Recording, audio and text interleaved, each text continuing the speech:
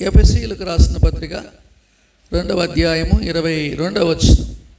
ఆయనలో మీరు కూడా ఆత్మ మూలముగా దేవునికి నివాస స్థలమై ఉండుటకు కట్టబడుచున్నారు. ఇక్కడ ఒక మాట, మీరు కూడా అనేటువంటి ఈ మాటను గురించి నేను కొంత తెలియజేయాలనుకుంటున్నాను. మీరు కూడా అంటే అర్థం ఏంటి? మీరు కూడా అంటే అంతకుముందు ఉన్నటువంటి ఏదో ఒక విషయం ఉందన్నమాట. అంటే కొంతమంది ఇలాగున్నారు, మీరు కూడా అలాగా అన్నట్టుగా. కాబట్టి ఇక్కడ మీరు కూడా అనేటువంటి యొక్క మాటను బట్టి మీకు కొన్ని విషయాలు తెలియజేయాలని కోరుచూ ఉంటున్నాను. ముఖ్యంగా అపోస్తలుడైనటువంటి పౌలు ఈ పత్రికని రాశాడు. ఈ పత్రిక ఎందుకు రాశాడు అనేటువంటి ఒక మాటని మన జ్ఞాపకం చేసుకుంటే చూడండి, తిమోతికి రాసినటువంటి మొదటి పత్రిక 1వ అధ్యాయము 20వ వచనం వివరించండి. వారిలో హ్యుమేనయును అలెగ్జాంద్రును ఉన్నారు. వీరు దూషింపకుండా శిక్షింపబడుటకై వీరిని సాతానునకు అప్పగించి తిని.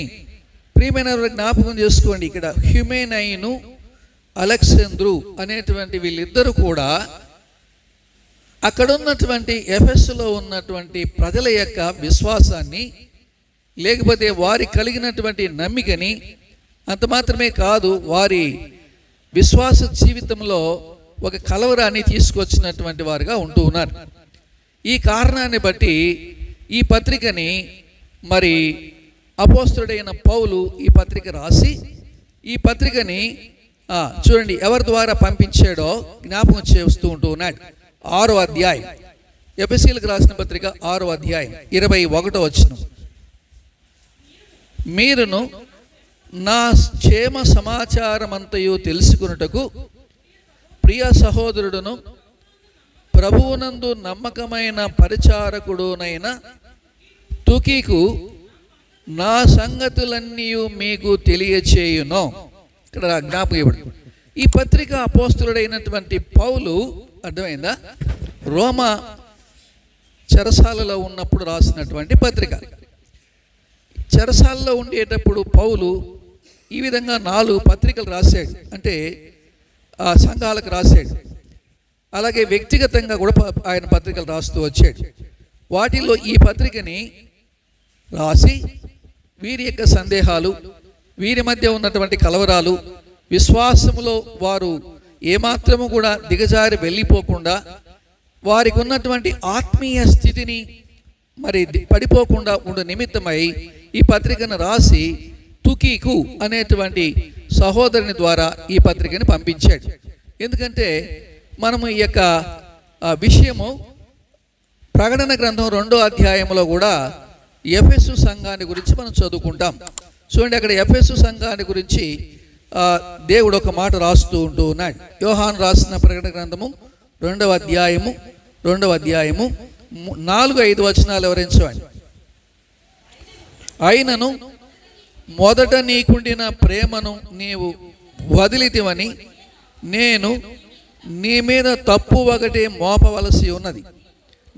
నీవు ఏ స్థితిలో నుండి పడితివో అది జ్ఞాపకము చేసుకొని మారు మనస్సు పొంది ఆ మొదటి క్రియలను చేయి. అట్లు చేసి నీవు మారు మనస్సు పొందితేనే సరి, లేని ఎడల నేను నీ వద్దకు వచ్చి నీ దీపస్తంభమును దాని చోట నుండి గమనం చేయండి. విశ్వాస జీవితంలో మనం అందరము కూడా దినాలు గడిచిపోయే కొద్దీ మన విశ్వాసంలో జారిపోయిన స్థితి, లేకపోతే వెనకబడిన స్థితి, లేకపోతే కొన్ని విషయాల్లో మనం పదే లేకపోతే సాతానుకు చోటిచ్చేటువంటి పరిస్థితి కలుగుతుంది. ఎఫెసు సంఘము యొక్క మొదటి ప్రేమను గురించి ఇక్కడ ఒక తప్పు మోపాల్సి ఉంది అని దేవుడు జ్ఞాపకం చేస్తూ ఉంటూ ఉన్నాడు. మనందరి జీవితాల్లో కూడా ప్రారంభ జీవితంలో ఉన్నటువంటి ఆ విశ్వాసము, ప్రేమ, ఆ సమర్పణ, ఇవన్నీ కూడా దినదినానికి తగ్గిపోతూ వస్తూ ఉంటాయి. కాబట్టి మనకి ఏం అవసరం చెప్పండి? ప్రోత్సాహకరమైనటువంటి దేవుని యొక్క వాక్యం అవసరం. ప్రోత్సాహకరంగా దేవుని యొక్క వాక్యం చేత దినదినము మనము మరి మేల్కొల్పబడవలసినటువంటి యొక్క అవసరత ఉంటుంది. అందుకని ఆ దినాల్లో ఈ ప్రత్యేకమైన కూడికలు ఈనాడు మనం కలిగి ఉన్నాం. కానీ ఆ దినాల్లో భక్తులు ఏం రాసేవాళ్ళంటే కొన్ని పత్రికలు రాసేవాళ్ళు. పౌలు భక్తుడు కూడా తుకీకు ద్వారా ఈ పత్రికను రాసి సంఘంలో ఉన్నటువంటి విషయాలు జ్ఞాపకం చేస్తూ వచ్చాడు. సరే, మంచిది. ఈ పత్రిక మరి ఎందుకు రాశాడు అనేటువంటి మాటని జ్ఞాపకం చేస్తూ ఉంటాను.